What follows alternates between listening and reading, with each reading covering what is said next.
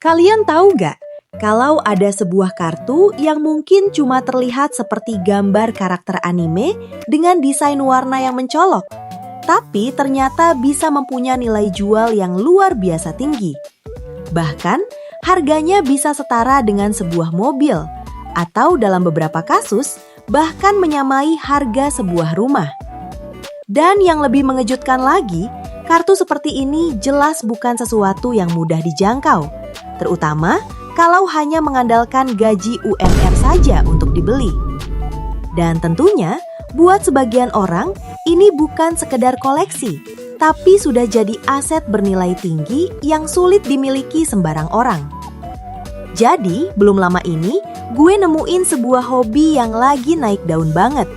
Hampir tiap hari muncul terus di beranda sosial media gue. Dan yang bikin kagetnya lagi, ini soal kartu kecil. Kartu yang terbuat dari kertas yang dulu mungkin cuma kita anggap sebuah mainan biasa. Tapi sekarang, nilainya bisa jadi cuan yang gila-gilaan banget. Bahkan setara harga motor atau dalam beberapa kasus sampai sekelas mobil. Dan mungkin kedengarannya agak berlebihan. Dan kalian mungkin berpikir, paling kartunya dilapisi emas atau berlian. Eits, tapi faktanya enggak sama sekali. Karena kartu yang gue maksud ini cuma terbuat dari kertas padat biasa, tanpa material mewah apapun. Cuman yang bikin nilainya melambung tinggi justru dari desain dan karakter yang ada di dalam kartunya, yang biasanya dari anime atau franchise terkenal seperti Pokemon dan One Piece. Dan menurut kalian, kira-kira apa yang bisa membuat kartu-kartu ini bisa memiliki nilai jual yang sangat tinggi di pasaran, khususnya pada para kolektor yang ada di luar sana? Jadi, dikalau kalian tahu kalau baru-baru ini dunia koleksi atau kolektor tengah dihebohkan dengan yang namanya kartu Pokemon yang harganya bisa tembus ratusan juta, bahkan miliaran rupiah. Dan yang bikin menarik, seperti yang aku bilang tadi, kalau kartu itu bukan emas, bukan berlian, melainkan cuma selembar karton bergambar karakter animasi. Lalu kenapa benda sekecil ini bisa punya nilai sebesar itu? Jadi, semua itu sebenarnya berawal dari satu konsep dasar, yaitu kelangkaan. Jadi, konsep kelangkaan inilah yang membuat semua benda yang ada di dunia ini dapat bisa bernilai cuan. Dan begitu pula yang telah mempengaruhi kartu Pokemon ini bisa bernilai cuan yang sangat tinggi. Bahkan ada beberapa kartu yang diketahui bisa memiliki nilai sampai jutaan dolar Amerika. Dan semua itu karena faktor kelangkaan saja.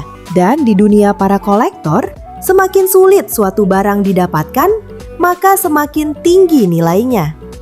Seperti halnya di beberapa kartu Pokemon. Biasanya yang memiliki nilai langka tidak pernah diproduksi secara massal atau dapat dikatakan limited edition. Dan terkadang juga ada yang hanya dicetak dalam jumlah sangat terbatas. Ada yang dibagikan khusus di event tertentu, dan bahkan ada yang hanya dimiliki oleh segelintir orang di dunia, yang sehingga bisa berpotensi sebuah kartu Pokemon dapat bisa bernilai jual yang tinggi. Dan selain itu, ada juga beberapa faktor yang membuat sebuah kartu Pokemon atau kartu One Piece dapat bisa bernilai jual yang sangat tinggi. Yang artinya, faktor kelangkaan aja belum tentu menjadi faktor utama dalam menentukan suatu nilai dari sebuah kartu yang memiliki edisi khusus. Namun, melainkan ada faktor lain yang bisa membuat sebuah kartu bisa bernilai jual yang tinggi. Misalnya, faktor lainnya dapat dilihat dari kondisi kartu yang juga memainkan peran yang sangat besar. Karena di dalam dunia koleksi, ada sistem penilaian yang disebut grading. Jadi, sistem ini menilai kondisi fisik dari sebuah kartu, mulai dari goresan kecil, lipatan, hingga ketajaman warna. Dan semua itu diukur berdasarkan skala dari 1 sampai 10. Dan jika angkanya mencapai 10, berarti sempurna dan tentunya dapat bernilai jual yang sangat tinggi. Dan di titik ini, kartu Pokemon ini bukan lagi sekedar barang koleksi yang hanya ditaruh di sebuah sampul foto saja. tapi sudah sangat berubah menjadi sebuah aset dengan standar kualitas yang sangat ketat. Dan tentunya fenomena ini semakin diperkuat dengan kehadiran media dan para figur publik di sosial media. Ya, karena ketika ada influencer besar atau kolektor terkenal yang mulai nimbrung dan memamerkan sebuah kartu Pokemon dengan harga fantastis, maka tentunya perhatian publik langsung meningkat. Dan orang-orang yang sebelumnya tidak peduli, seiring waktu mulai ikut tertarik.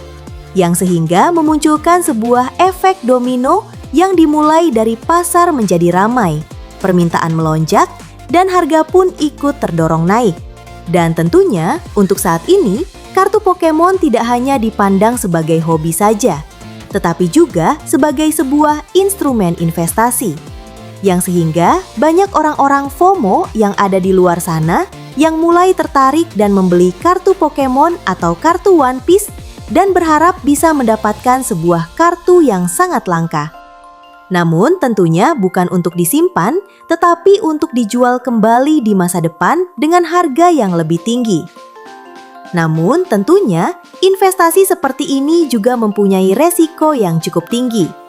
Karena nilai dari sebuah kartu ini tidak hanya bergantung pada kedua faktor yang aku sebutkan tadi, namun melainkan bergantung pada sebuah pasar yang memiliki hype. Jadi, hype ini secara sederhana dapat didefinisikan sebagai promosi atau publisitas yang berlebihan dan intens terhadap suatu produk, ide, atau fenomena. Yang artinya, semakin banyak orang FOMO di luar sana yang tertarik dengan kartu-kartu ini, maka akan semakin tinggi juga nilai jual dari kartu Pokemon ini. Karena faktanya, sebagian besar kartu Pokemon yang ada di luar sana tidak memiliki nilai yang signifikan.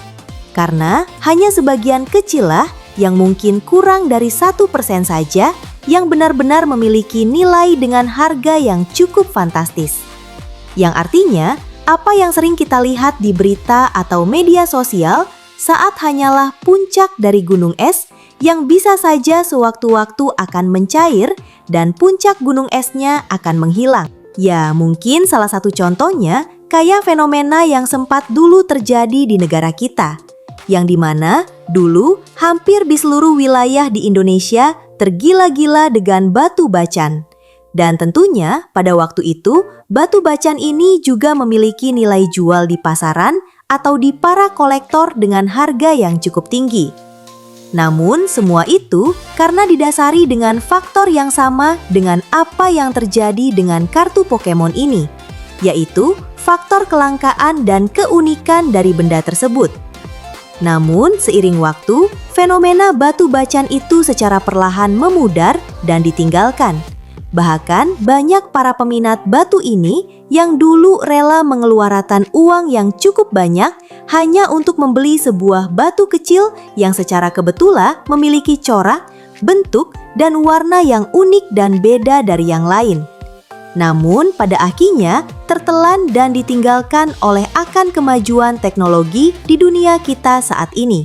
Jadi, gimana menurut kalian dengan pembahasan kali ini? Kira-kira menurut kalian kartu Pokemon ini benar-benar punya nilai sebesar itu?